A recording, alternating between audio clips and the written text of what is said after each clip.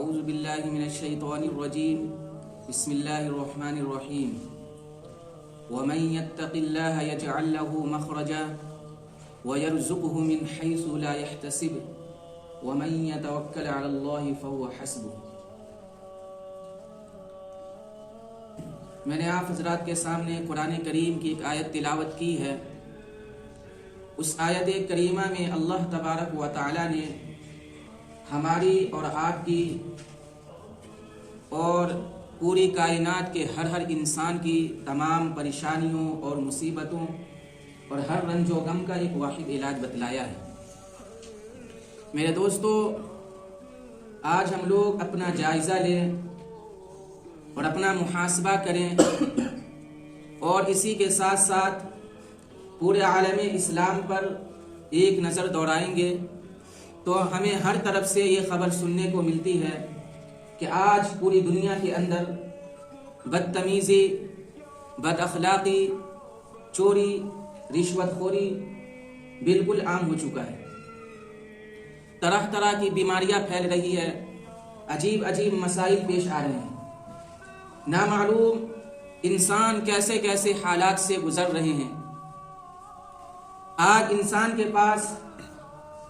جتنے عیش و آرام کے سامان بڑھتے جا رہے ہیں،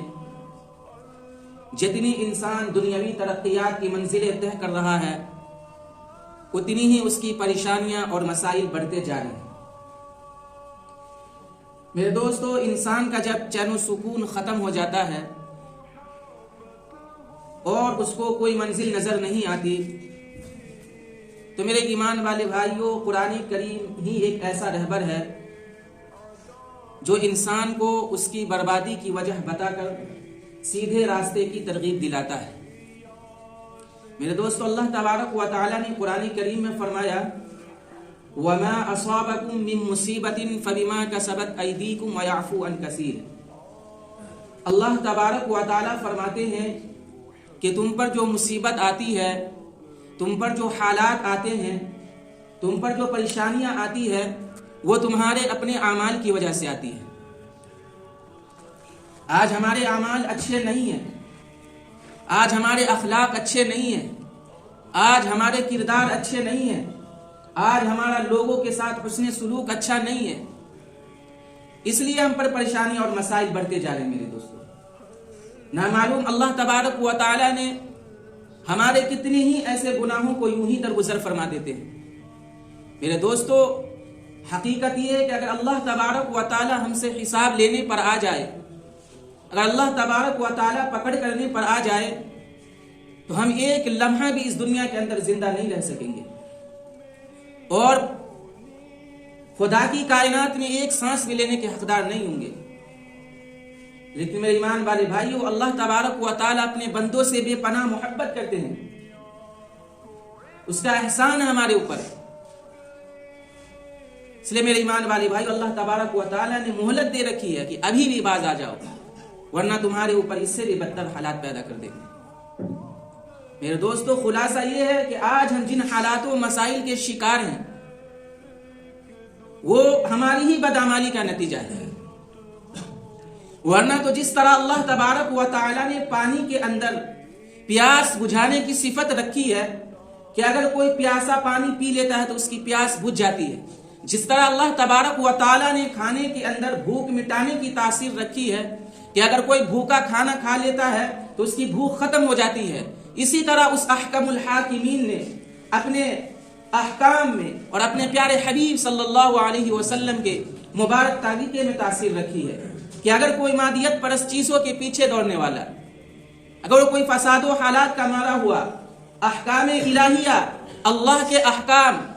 اور سنت رسول پر عمل پیرا ہو جائے تو میرے دوستوں، میں یقین کے ساتھ کہہ سکتا ہوں کہ قرآن اس کا گواہ ہے، رسول کی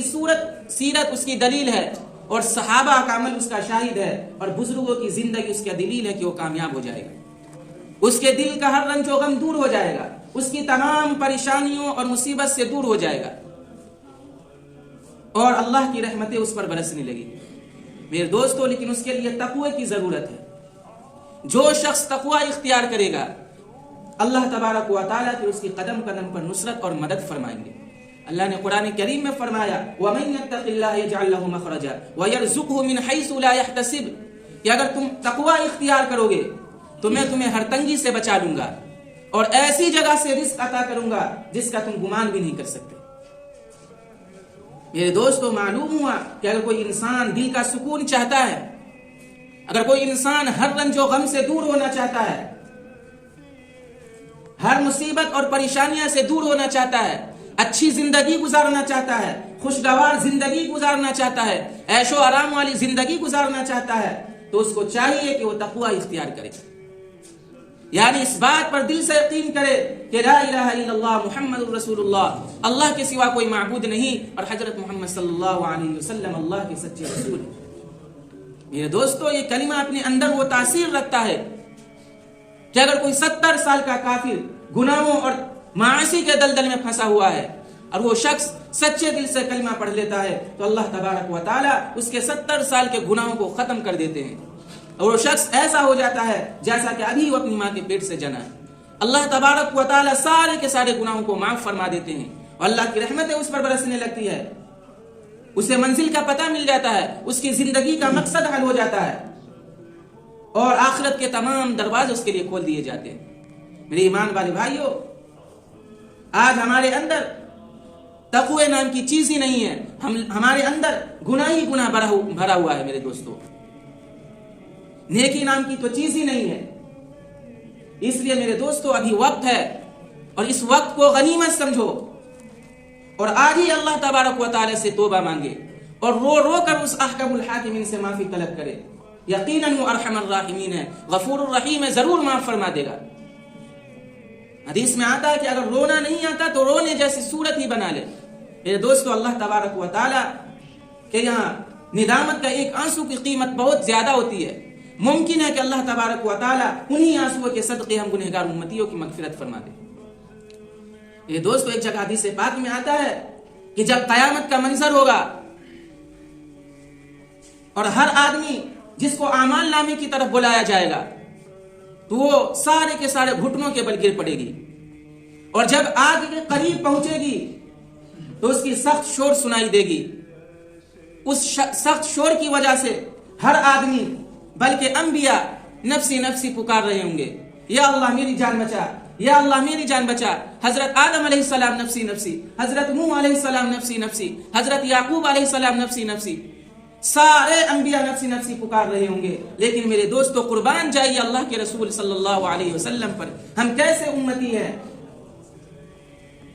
اللہ کے رسول صلی اللہ علیہ وسلم اس دنیا میں بھی نہیں بھولے اور کل قیامت کے دن بھی نہیں بھولیں گے۔ ایک طرف سے آواز آئے گی، یا ربی امتی امتی۔ میرے دوستو، جہنم سے پہاڑوں کی طرح بلند آگ کے شعلے نکلتے ہوئے ہوں گے۔ یہ امت اس شعلے کو دور کرنے کی کوشش کرے گی اور کہے گی نمازیوں کے صدقے، صدقہ کرنے والے کے طفیل میں خشوع اور خضوع سے نماز پڑھنے والوں کا واسطہ، واپس چلی جا۔ لیکن وہ آگ اور وہ شعلہ واپس نہیں جائے گی۔ اتنے میں حضرت جبرائیل علیہ السلام پکاریں گے اور کہیں گے کہ یہ آگ حضرت محمد صلی اللہ علیہ وسلم کی امت کی طرف بڑھ رہی ہے، اور فوراً یہ کہہ کر ایک پانی کا پیالہ لائیں گے اور اللہ کے رسول صلی اللہ علیہ وسلم کے ہاتھ مبارک میں دے دیں گے۔ اللہ کے رسول صلی اللہ علیہ وسلم اس پانی کو آگ پر چھڑک دیں گے تو آگ فوراً بجھ جائے گی۔ اس کے بعد اللہ کے رسول صلی اللہ علیہ وسلم حضرت جبرائیل سے سوال کریں گے کہ جبرائیل یہ پانی کیسا تھا؟ تو حضرت جبرائیل علیہ السلام عرض کریں گے کہ اللہ کے نبی، یہ پانی آپ کی امت کے وہ گنہگاروں کے آنسو ہے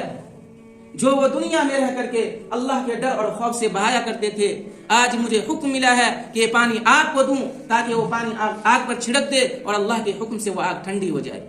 میرے دوستو، یہ مومن کے آنسو کی قیمت بہت زیادہ ہوتی ہے، اس لیے میرے ایمان والے بھائیوں، اللہ کی اطاعت کرے اور اس کے امتحان پر صبر کرے اور اللہ کی عطا کردہ نعمتوں پر شکر ادا کرے۔